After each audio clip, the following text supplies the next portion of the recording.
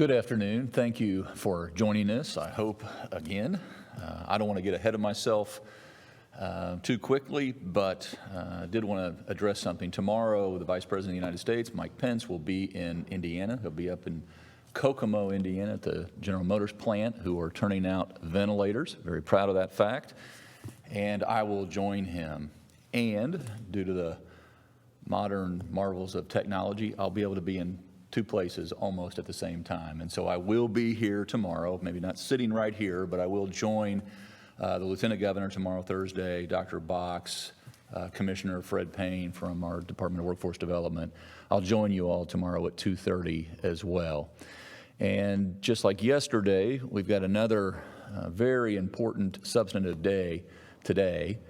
We've made some more progress. We talked about testing yesterday. Dr. Lindsay Weaver in your place. It's good to have you back in the 2:30 saddle again, but Dr. Weaver was able to roll out our testing project, and today we're going to talk about a kind of a complement to that effort, and that's tracing. And so with that, if you could give us kind of the latest on the ground numbers and then talk about that in-depth tracing project that we got going. Sure. Thank you, Governor. Welcome, Hoosiers. I'm sorry I missed the last couple of days for the press conference. Unfortunately, my father's been very ill, and in my hometown of Terre Haute, Indiana, he's been receiving excellent care there and is stable at this point in time. So I continue to appreciate your prayers and your support in the coming days. Today, from a daily update standpoint, we have had 605 new confirmed cases in the state of Indiana. Unfortunately, added 63 additional deaths here in the state of Indiana. We did add an additional 4,503 new tests here in the past 24 hours. I want to shout out a big thank you to Kroger, which has just announced that it will be launching free drive-through testing starting tomorrow in Fort Wayne and is working to add an additional site here in Marion County. I also want to share some exciting news about our personal protective equipment.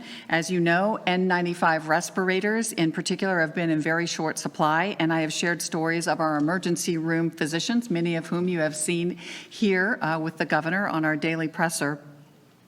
But those physicians have been using that same mask for a number of weeks at a time. I'm thrilled to announce that Indiana has acquired what's called a Battelle Critical Care Decontamination System that will allow our hospitals, our EMS, our dentists, and other healthcare providers to conserve their N95s by sending them to a central location to be decontaminated. Providers will be able to sign up to get a unique code for their facility and then collect the N95s that need to be cleaned and ship them to a designated site.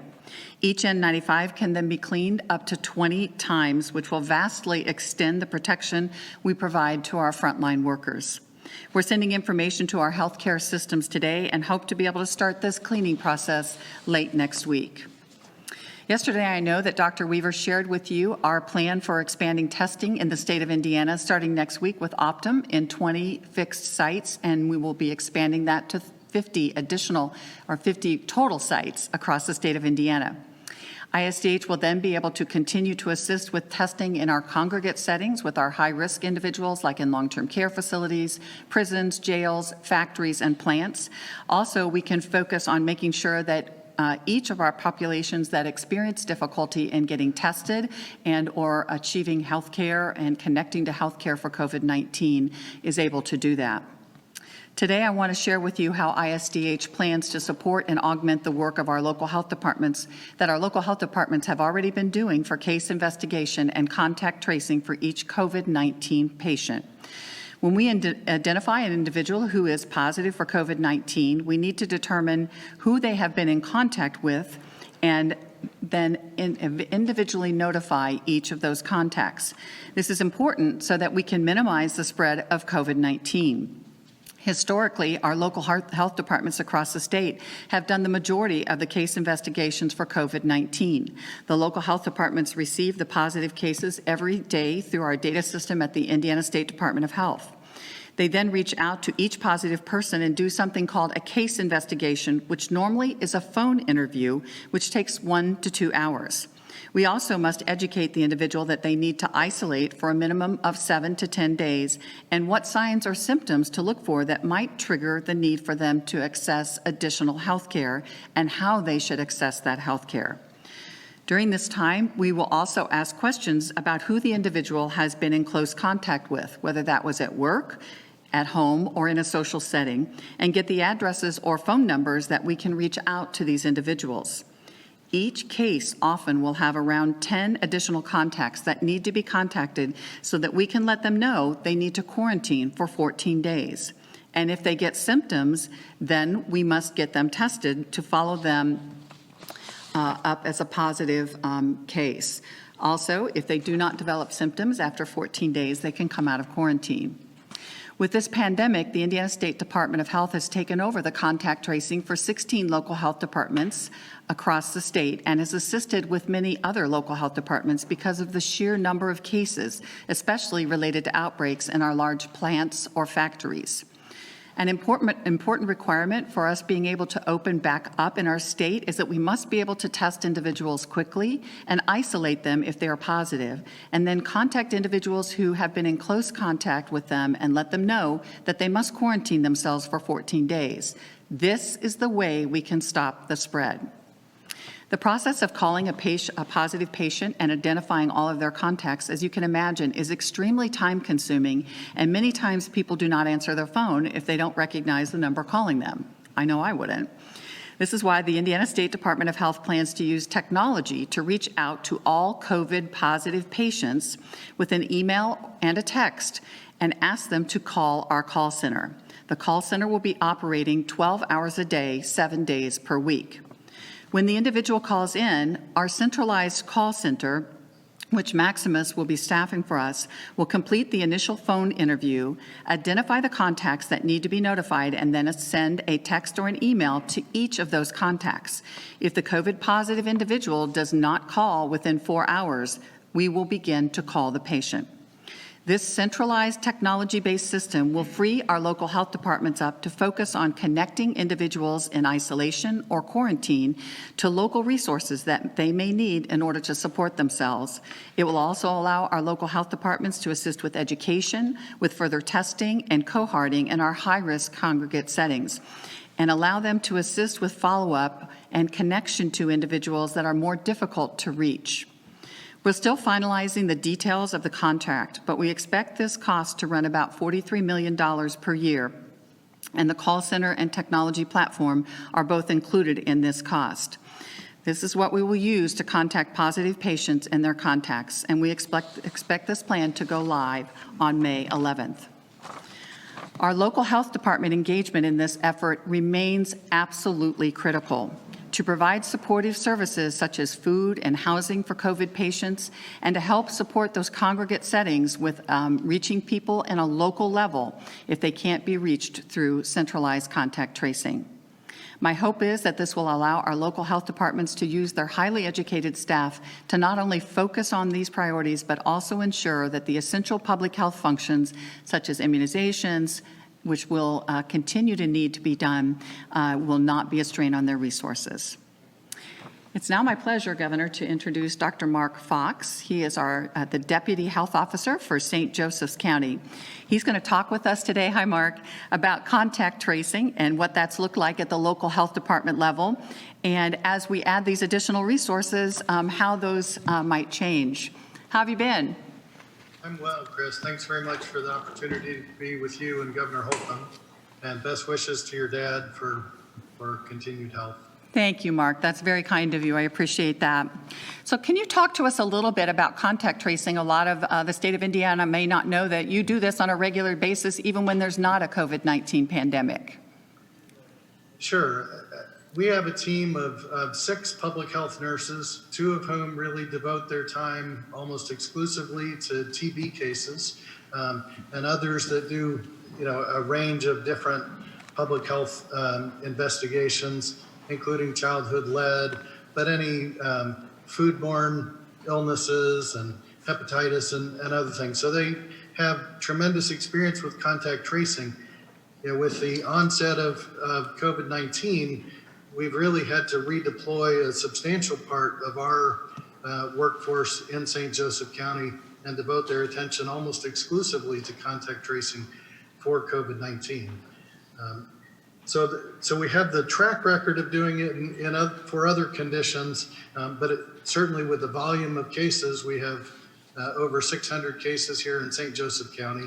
And as you pointed out, that initial investigation into the case is a substantial commitment of personal and staff time to conduct a good investigation.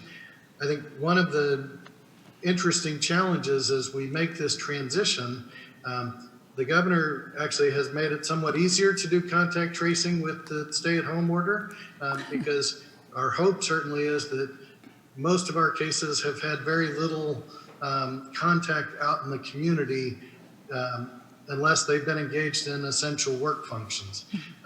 And so as we contemplate reopening the economy and people becoming more broadly engaged in the community, it's essential that we have ready access to testing. So obviously great progress on the horizon in that regard, and the ability to respond, in a timely fashion to positive cases and get any of their contacts into quarantine to reduce the transmission, and yet allowing kind of economic and life to return to as normal as possible. So I think the combination of enhanced access to testing and the contact tracing is really critical to our ability to do that. Yeah, and I think you make a really good point, is that even though it may be acceptable at this point to be doing all of this as a local health department, and as you mentioned, just like myself at the Indiana State Department of Health, we've pulled resources from all different agencies and from all over our agency to focus just on COVID-19.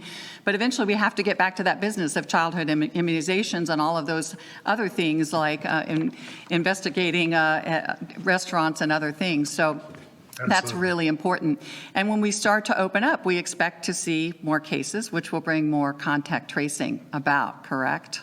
Correct. Yeah. So as we talk about this, and we know that it's going to get more difficult, how do you see this allowing you to be able to focus maybe on, you've got 6 public health nurses, that's absolutely awesome, allowing them to function kind of at the level of their licensure, right, at the highest level of their licensure? Correct. Well, as you pointed out, first of all, just like everyone else wants to get back to something more closely resembling normal life, we want to get back to normal operational levels in the health department with restaurant inspections and other things. So that's certainly is one part of it. I think the beauty of this solution is combining both the people skills and technology to extend this contact tracing across the state. As devastating as the health and medical consequences of COVID-19 have been across the state and across the nation, we recognize that the economic and social consequences actually probably even outpace the medical consequences. And so I think one of the really important aspects of this is the ability to identify health-related social needs and address those. As an example, just here locally, in the last few days, we had a family where both adults in the household were tested over the weekend and were positive. 2 of their children were positive, and identifying that, the impact for that family, actually one of our health system partners was able to deploy their community health workers and ensure that they had groceries and everything else that they need to, hopefully weather this storm in their own home. But when no one is able to go out to the grocery store, we need to meet the needs of those families as well. So that's just one example, and the ability to identify those needs and respond in real time will be critical. Yeah, so that connection to resources at the local level is something that you guys do best, something that we know you need to be engaged with. Also finding that individual that's very hard to contact, right? The one that never answers the phone, their email or their text, and knowing that you can go to their work and call and find out and maybe even knock on their door is a huge part of this. Absolutely. Even with the improvement in turnaround time on testing results, we're pretty routinely getting them now within 1 to 2 days, which is certainly better than where we were a month ago. But the risk of losing people to follow up even in the course of 1 to 2 days is a challenge, and some are incredibly difficult to reach. So the very personal outreach, and as you said, even being able to go to their home when necessary, is going to be critical, because our goal is to let people, return to their normal life, but then to be able to react swiftly to ensure that they're in isolation and to identify their close contacts and get them into quarantine. So even those individuals that are in quarantine will get a daily text that will actually query them about their symptoms. And if they should develop symptoms, then that allows you to act on that too. Absolutely. Ongoing symptom monitoring for people who have tested positive to see if there's clinical deterioration is important. And for close contacts who are in quarantine, to be able to react promptly and get them into testing should they develop symptoms is really critical. And that's where the technology piece can play such an important role for us. Is there anything else, Dr. Fox, Mark, that I haven't asked you want to make sure that you add? I think one other piece is I hope in the not too distant future we'll also have good access to rapid test results, just like we do for strep throat and flu. Because as I said, even the 1 to 2 day turnaround time for test results poses some risk of loss to follow-up. But if you can find out while you're still in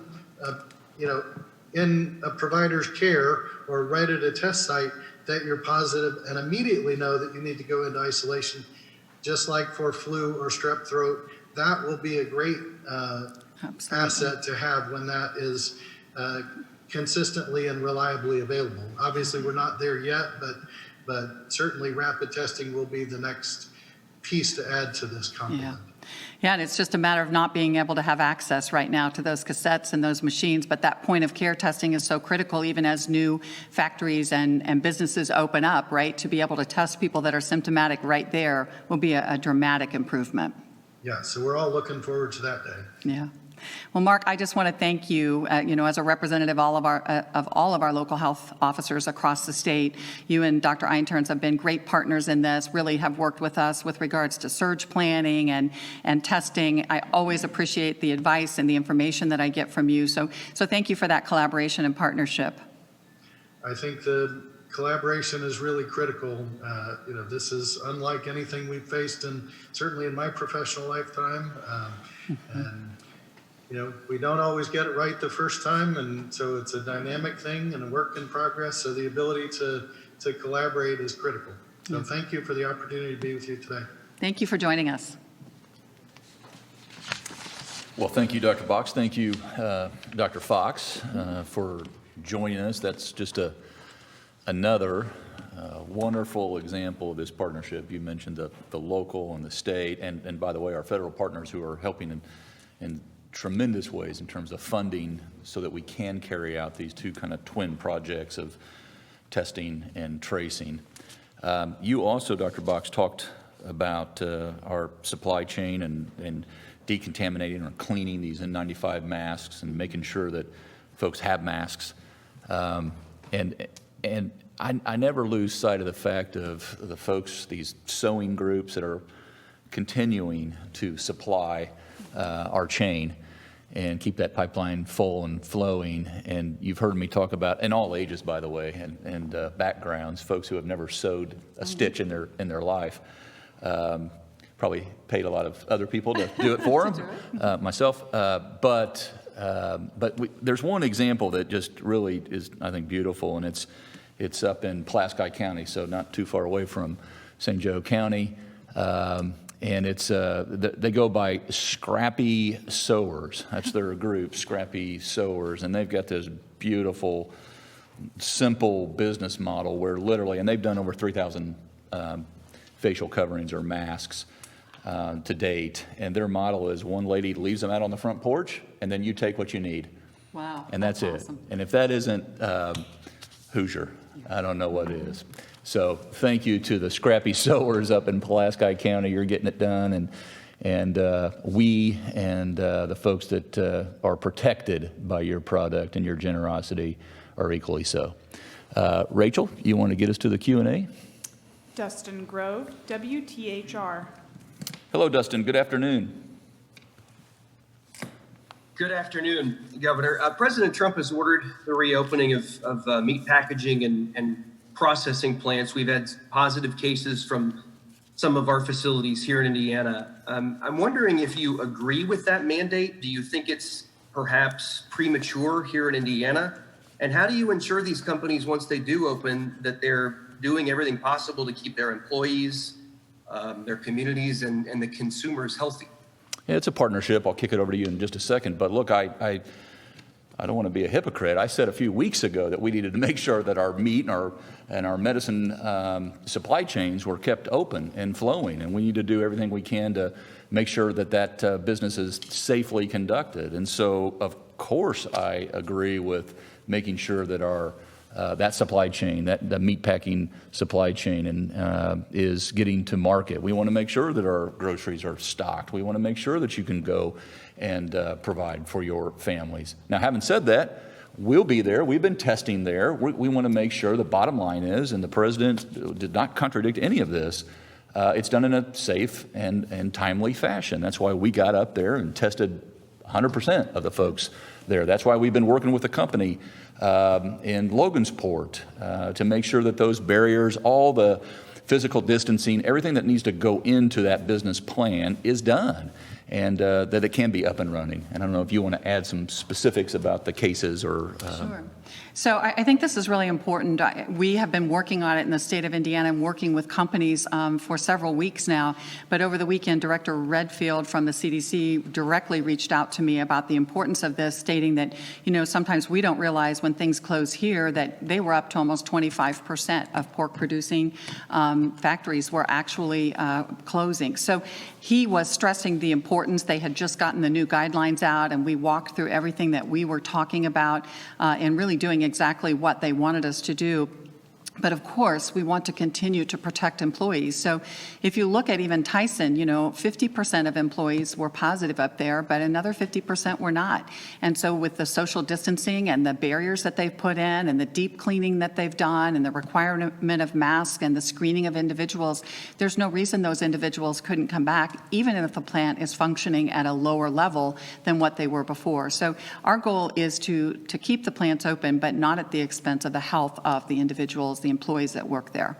Yeah, and I would just say, just before this press conference, we had a conference call with the Vice President, with Sonny Perdue, the Secretary of Ag, with our Secretary of Ag here in the state of Indiana, Bruce Kettler, right at this very table, and going over, making sure that that supply chain across the country, as you just alluded to and articulated, is up and running safely. And that's the bottom line, safely. Jordan Burrows, WLFI. Hello, Jordan. Good afternoon. Hello, Governor. Thanks for letting me ask you guys a question here. Sure. My question is actually for Dr. Box, a little bit unrelated to the topic today. I've noticed that with cases looking at data that men have seemed to have been dying at about a 10% higher rate than women, whereas the adverse women have either been tested more or are getting those tests more, around 10% too. What's the correlation between those? Is there something between the difference in genders, men and women, why COVID affects their bodies differently? Yeah. It's not necessarily that. It's more that women are oftentimes the healthcare leaders in their families. I've been an obstetrician gynecologist for over 30 years now, and women often lead their families into their healthcare. So they pick the pediatricians and the internal medicine docs and the family docs and everyone else. And women tend to come in and do their annual exams. They tend to get their blood pressure under control and to address other health problems. Unfortunately, a lot of our husbands, and I can not say that my husband is one of these, he's very good at this, but they don't always come in and do their annual exams and the care that they need. We do have a higher incidence of men who suffer from higher comorbidities or those chronic health diseases that can then contribute to an increased mortality rate and morbidity with this. Yeah, I would say that hit really close to home. Sorry, sir. I knew what you were going to say. I will say it. At one point in my life, my doctor said he would share my results if my wife was with me because I would embellish if she was not. So I get it. John Russell, the Indianapolis Business Journal. Hello, John. Good afternoon. Good afternoon, Governor. Dr. Box, a few weeks ago, you mentioned that you would be trying to raise an army, I think were your words, to build this contact tracing effort. And it sounded as if that army was going to be consisting of college students and retirees in cooperation maybe with some of the public health schools in the state. It sounds like the model that you rolled out today is different from that. Can you explain how you moved from that point to this point, and how big is the army that you're dealing with now? How many workers will there be? Will it? Some states are talking about they need thousands and thousands of workers that help those local health departments do all this casework. Do you know how many people will be on hand to do the contact tracing for Indiana? Yes, sir. We're going to start with 500 individuals that we will actually be training. The American State and Territorial Health Officers have actually put together a 3-hour to 4-hour video training for contact tracing and how to do that good history, and that will be overseen by our epidemiologist.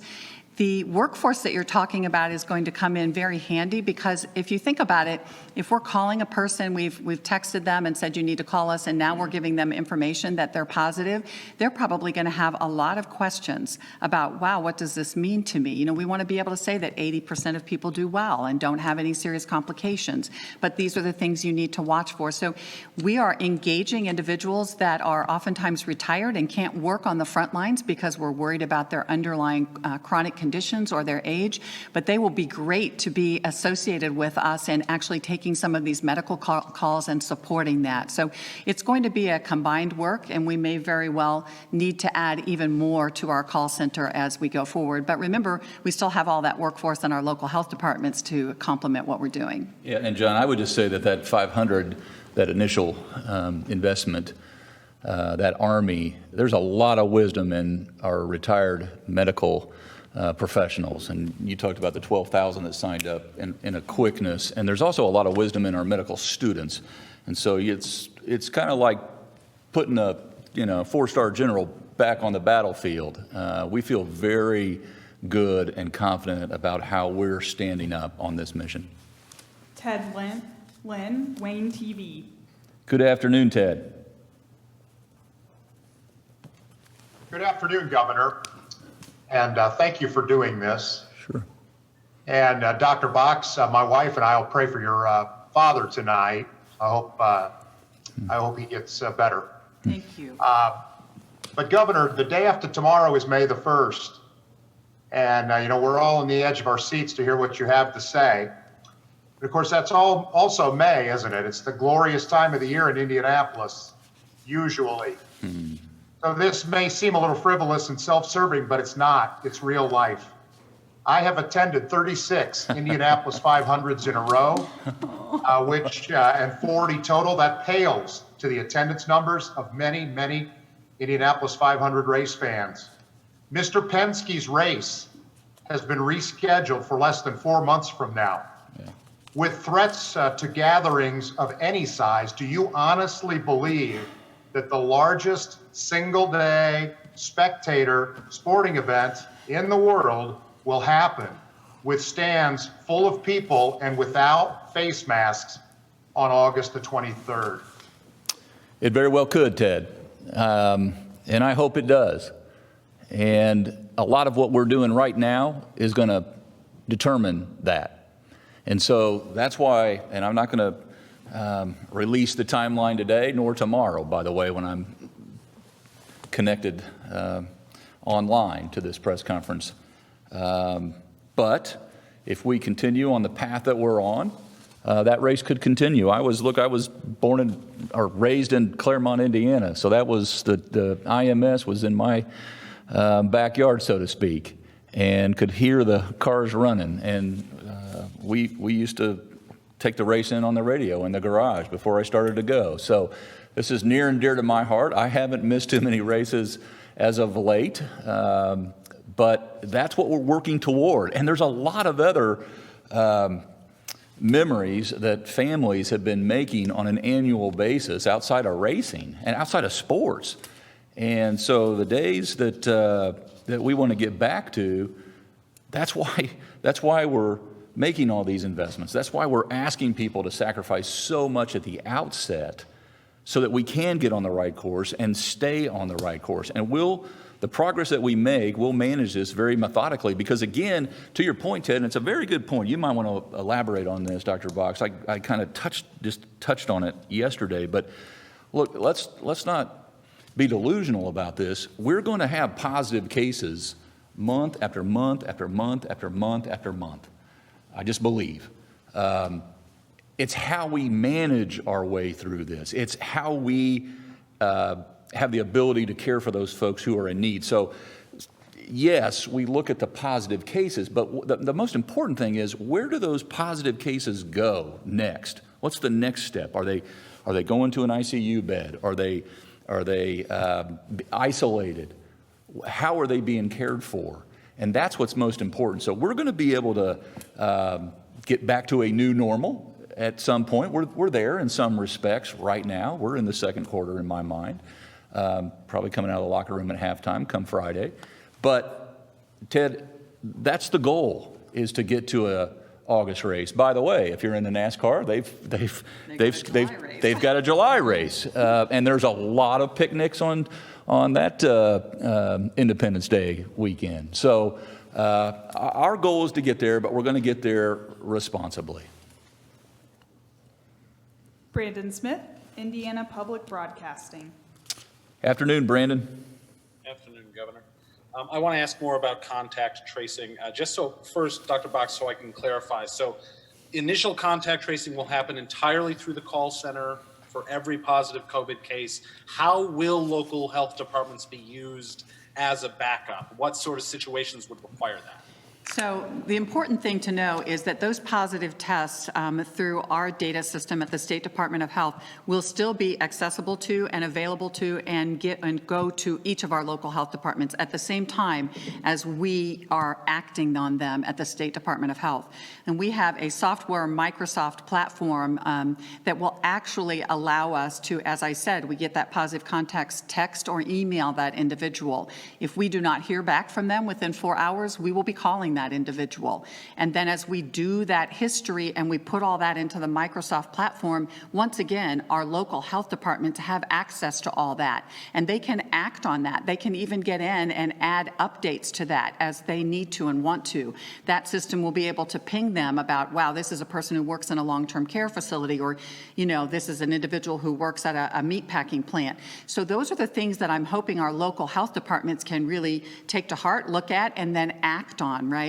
And then be there as that local resource for individuals that are now isolating and quarantining. So we're going away from those things that we do to a broader population, like those big policies that the governor has put in place, to now those policies that are directed at individuals who are contacts of or positive cases associated with COVID-19.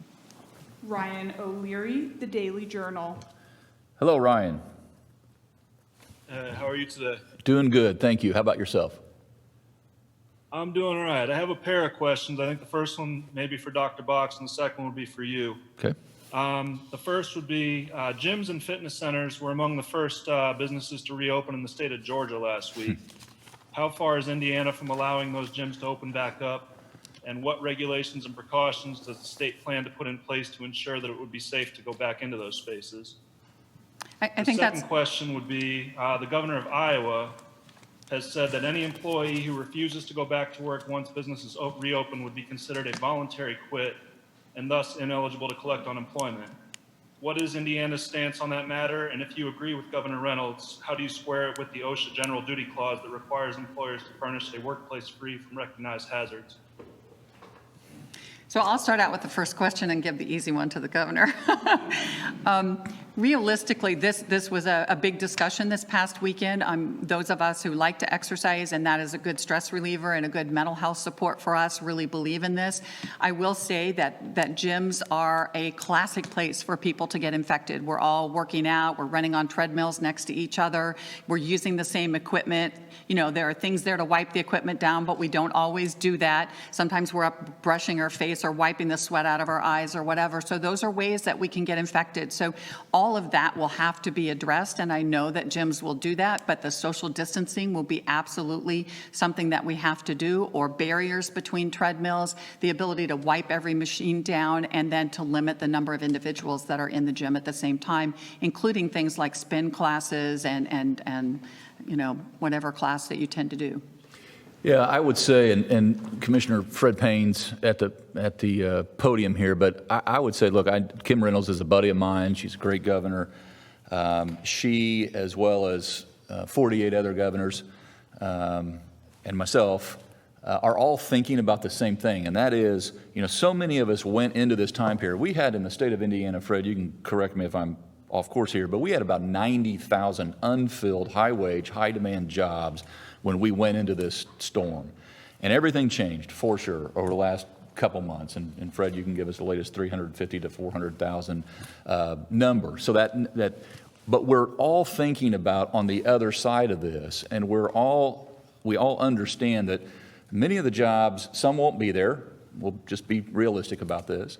And then there will be different jobs available. Our job is to make sure that we're getting you to a better job when you go back, to your job or a better job, because they're going to be jobs.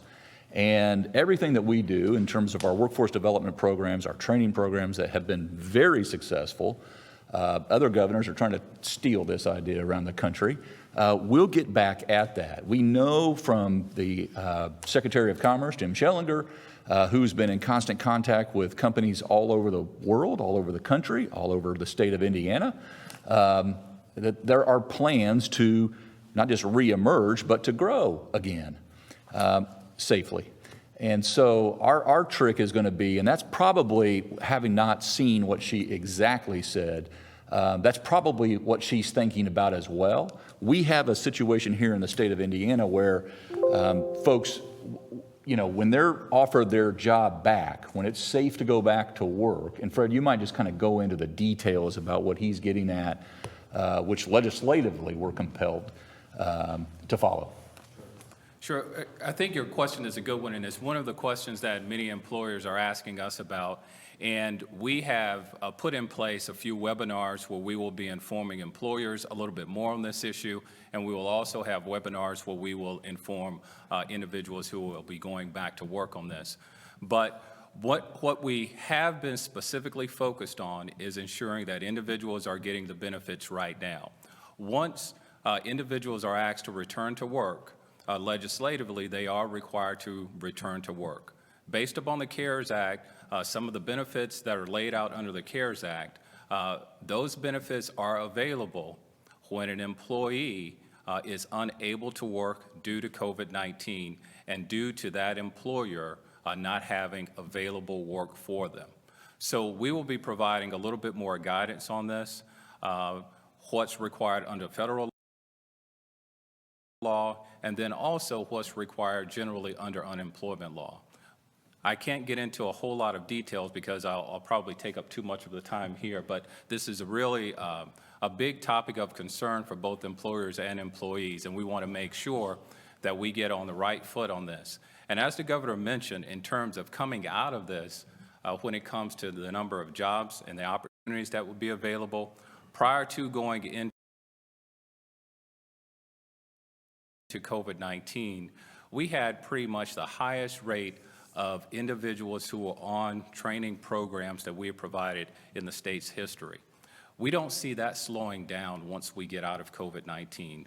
We already have in place sort of rapid response plans to make sure that we get out of this pretty quickly, to skill people up, to make sure people get a job, a better job, and into a career. So thanks for asking the question, and we are looking at this.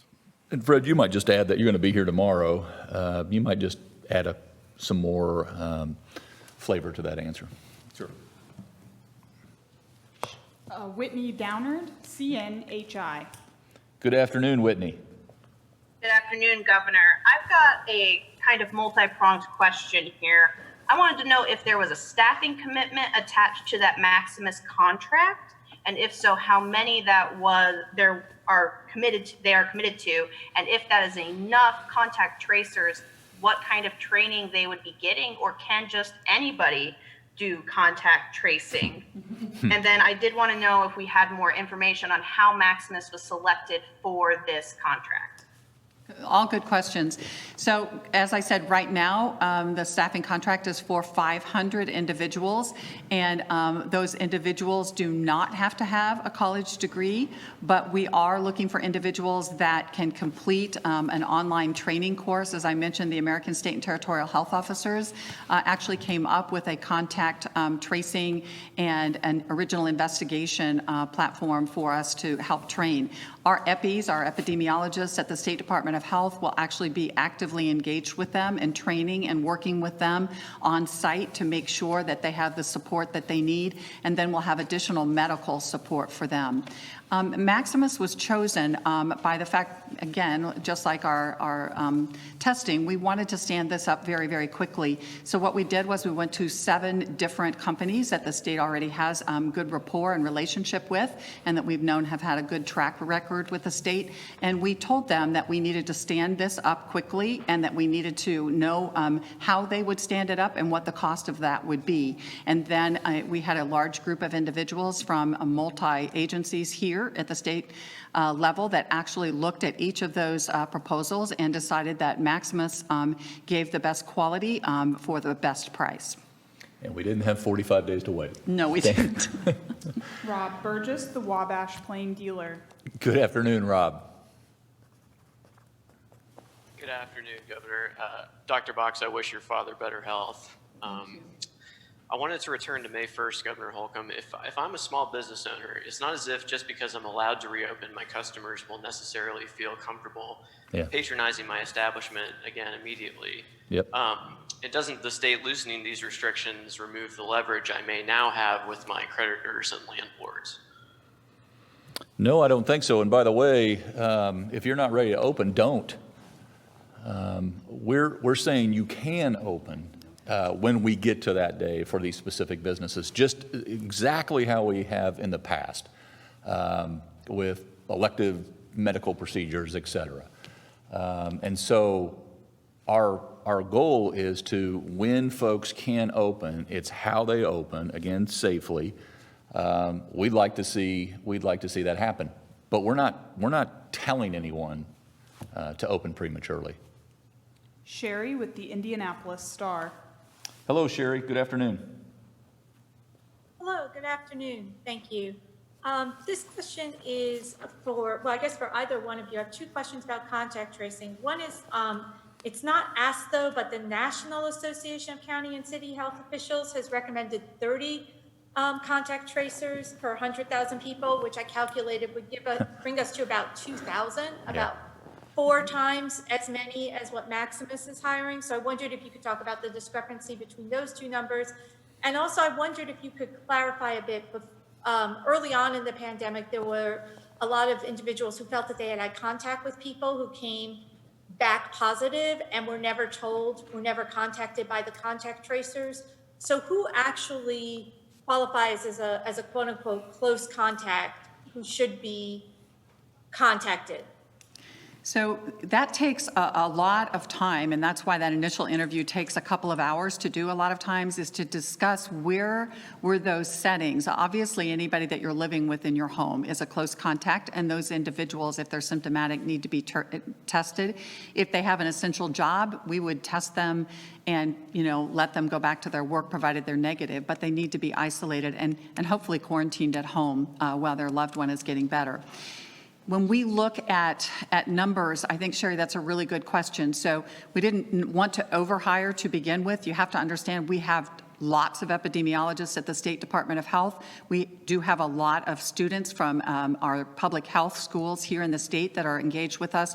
And then we have our entire workforce at our local health departments that are taking a part of this on. So as we start out, we believe that this is the number we need. But if we need more, we will definitely be getting more. Greg with the South Bend Tribune. Good afternoon, Greg. Good afternoon, Governor. Families are telling us here they're still not getting information from the state announced on Monday about requiring long-term care facilities to provide residents and their designated families. Now, we also learned that the state may have privately told nursing homes they don't have to implement the communications requirements until next week. If that's the case, how come it wasn't explained like Monday's announcement that the new rules might not go into effect? And what do you say to families that are still having trouble getting their information on the number of positive tests and deaths in those nursing homes? Yeah, Dr. Dan has beamed himself over to the podium magically, so you want to. Thanks so much for the question. A couple things. One is when we came out with the communication guidance on Monday, there were really two parts to that. One is the expectation that long-term care facilities continue what they already have been asked to do, which is to communicate changes in their COVID status. The thing that was really new with that was the daily requirement part of that. So we did that on Monday, and we recognize that for some long-term care facilities, to be able to make that communication daily may take a little bit of time and may take a little bit of technological working. So as part of that, we will implement the daily reporting requirement on Monday.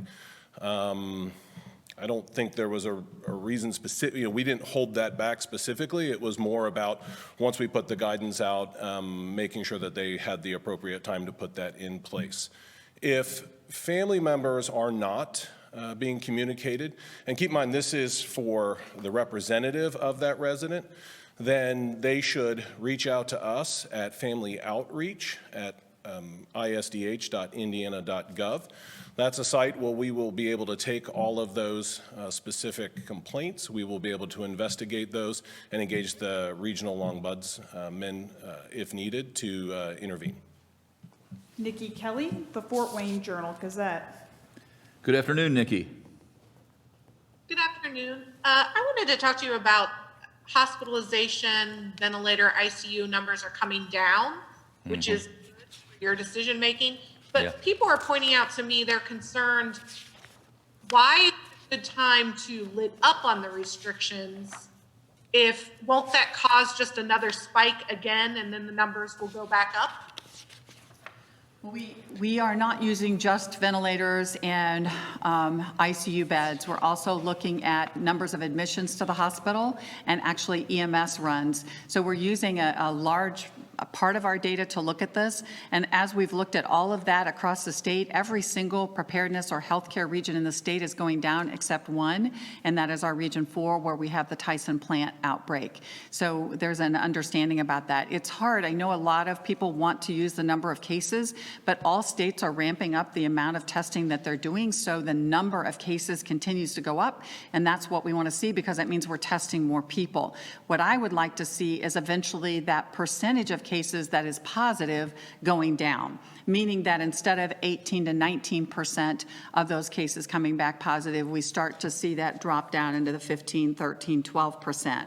Not only does that mean we're testing more people, probably more asymptomatic people that are contacts or involved with some of our congregate living or other areas, but also meaning that we're just having fewer people infected. Yeah, and I would just add, Nikki, that it's actually the two questions also to add to put into that equation is who are using these resources and how are they acting. So we know that about 91% of our Indiana deaths, unfortunately, are 60 years or older, and it gets more exaggerated at 70 to 79 and 80 on up. And so how is that cohort acting? So when we say lifting or opening up, that's just not a blanket statement. It has to do with who and how they are acting and how what is being opened is safely conducting business in this new world. That's an important caveat with everything that we talk about is that those at-risk populations. That's right. I'm still not excited about you going to the Indianapolis 500 or to the big gathering. That's really important that you continue to protect ourselves. I mean, ultimately knowing that you either have antibody that indicates you may have immunity and or have received the vaccine is going to be the real protection that we're looking for. Just to be blunt, I mean, if you're 65 and older with underlying health conditions, you're going to be living in a new normal for a while. And how we react to that is in large part up to us, and we're going to do everything that we can to help. But we got to deal with reality here. So it's not just one size fits all, where we're going to open up every business and go right back to the way it was. That won't be included on May 1st. Eric Berman, WIBC. Good afternoon, Eric. Good afternoon, Governor. Dr. Box, hope your father recovers quickly. Thanks, Eric. I wanted to go back to last week. Dr. Doss said last week that she was going to be talking with her counterpart in Ohio about mass testing of inmates. 2 days ago, she said in this setting that we were not going to do that we didn't have the resources. My question is, what was Ohio able to do that we're not able to replicate? And does the deal with Optum taking some of the pressure off the health department, does that change that formula at all? Thank you. Kristen Doss, Chief Medical Officer for Indiana Department of Correction. We did talk to Ohio and their health authority for their correctional facilities, and one of the lessons that they learned was from doing mass testing, right? And some of the things that they mentioned to us is, as we've heard here, is it's a snapshot in time. So some of the rates that you may see elsewhere, the rates were just higher in congregate settings. We already know that. We hear that here every single day. So the approach that we've taken here is we are going to test people. Just today, I requested strike teams back out to test certain folks. So we are going to continue testing. Our numbers are going to continue going up because we are going to test more. However, at the same time, we want to be targeted in how we test. We want to move quickly. We want to isolate and we want to quarantine folks if they have symptoms, period. And really, the test is additional information for who may be in that dorm or that unit or that setting. But what we've learned from not just Ohio, but other surrounding states is the test is just one piece of it, but it's not the whole package to ensuring that folks have comprehensive treatment. Thanks. Demetrios, WTWO. Good afternoon, Demetrios. Good afternoon, Governor. I had a question about the way that COVID-19 deaths are reported. I was wondering if a person had tested positive and then had since recovered and then were to die from something unrelated, such as a car accident or something of that sort, would the state count that as a COVID-19 death? No, that we would not count that as a COVID-19 death. Not unless he had a pulmonary embolus through a blood clot because of his COVID-19 infection or something, but no, that would not be counted. Adam Van Oostel, Legislative Insight. Good afternoon, Adam. Good afternoon, Governor. I wanted to ask about contact tracing. What steps are being taken related to privacy protections? And is participation in this voluntary? Are people going to have to download an app? Are people's locations going to be tracked? Thank you. Yep. Very, very good questions. All of the things that we looked at, actually, this concept that we could track your cell phone and know where you are and knew who you were in contact with and then reach out to them. It didn't seem like something that was going to be very comfortable for a lot of people, and I wasn't really comfortable about the privacy of that. This, however, is something that from a public health standpoint, you really are obligated to answer us and to give us a call back. But all of this is still private health information, and it's not something that we share widely. We do share it with local health departments and the individuals that will be actually doing the contact tracing. And you really are obligated to give us information about your contacts. And you want to do that because we don't want them to get sick or to go home and make someone who may be at risk in their home sick. So it is really, really important so that individuals have the heads up and can protect the people that they love and live with. Yeah, and I would just, and as I understand it, these tracers will never ask for your social security number or for money or for financial information. So it's mindful of all those things. Our final question is from Michael Gallenberger, WKVI. Hello, Michael. Good afternoon. Good afternoon, Governor. I'm looking for some clarification on your executive order closing school facilities until the end of the school year. Based on some clarification given by Dr. McCormick yesterday, many schools now believe their facilities have to be closed to the public through June 30th. That would mean they shouldn't be planning to hold activities like sports practices, possibly graduation, until July. Was that indeed your intention? And if so, is that June 30th date set in stone? Or is that one of the things that could be eased in the next couple of rounds of executive orders if conditions allow? We will elaborate a bit on this come Friday, May 1st. But the public buildings are shut down for instructional purposes, but we will address this come Friday at 2:30. Thank you for joining Governor Holcomb's briefing. Governor Holcomb's next briefing